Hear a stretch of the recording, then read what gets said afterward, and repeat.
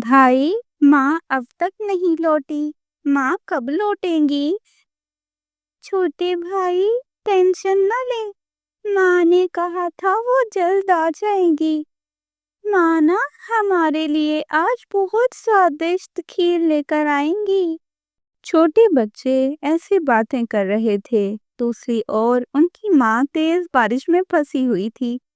हाय, मेरे बच्चे बहुत परेशान हो रहे होंगे। मैं क्या करूं, कहाँ जाऊं? अगर मैं इस तेज बारिश में उड़ी तो घर पहुंचना मुश्किल हो जाएगा। ऐसे कौवा और कौवी भी बैठे बारिश के मजे ले रहे थे। गोरी समोसे बना रही थी और कालू खा रहा था। यम यम, नाइस, बहुत नाइस, बहुत स्वादिष्ट हैं गोरी। तुम्हारे पंखों में जादू हो गया। मुझे तो लगता था कि मेरी पत्नी को कुछ नहीं आता, परंतु नहीं नहीं, मेरी पत्नी तो बहुत कमाल है। तुम्हारे पंख तो काट देने चाहिए ताकि कोई इतना स्वादिष्ट भोजन खा ही ना सके। कालू जी, मैंने तुम्हारे पंख और जबान दोनों काट देने हैं। चुप करके बैठो, ज्यादा लंबी जबान ना चलाओ और मुंह को कंट्रोल में रखो। सारा तुम ना खाओ, मेरे लिए भी रखो, मुझे भी भूख लगी है। दूसरी ओर अब चिड़िया अपने घर के लिए निकलने का सोचने लगी। मुझे नहीं लगता ये बारिश रुकेगी। अगर मैं आज अपने घर ना गई तो पता नहीं मेरे बच्चों का क्या होगा। मुझे आखिरकार जाना ही होगा। ऐसा कहते हुए चिड़िया अपने घर की ओर निकल पड़ी। दूसरी ओर कालू जी ने सारे समोसे खा लिए। गोरी गुस्से से पागल हो गई।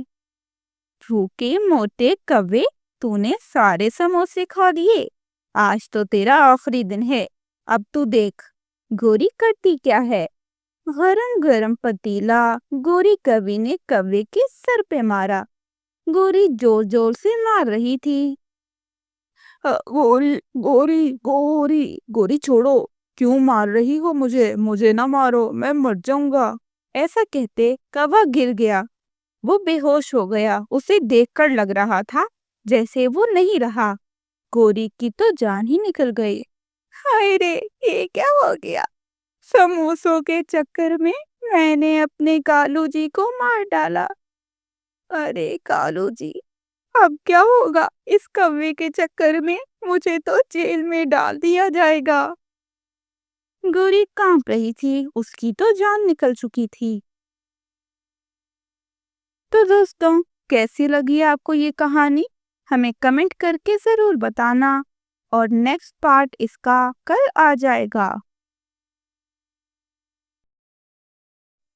कुलबानो चिड़िया अंडे देने वाली थी। वो एक सुरक्षित जगह पर आ गई।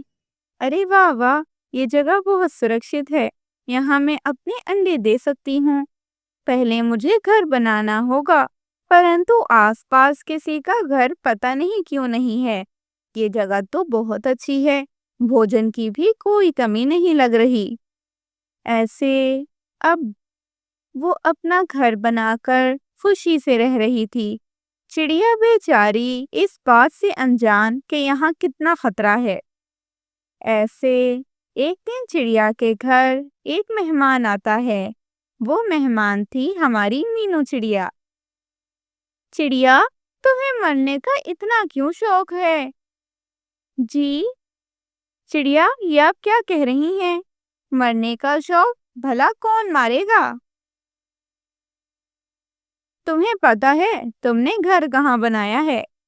जी, मैंने तो एक बड़े पेड़ पर घर बनाया है। मुझे ये जगह बहुत अच्छी लगी मीनू जी।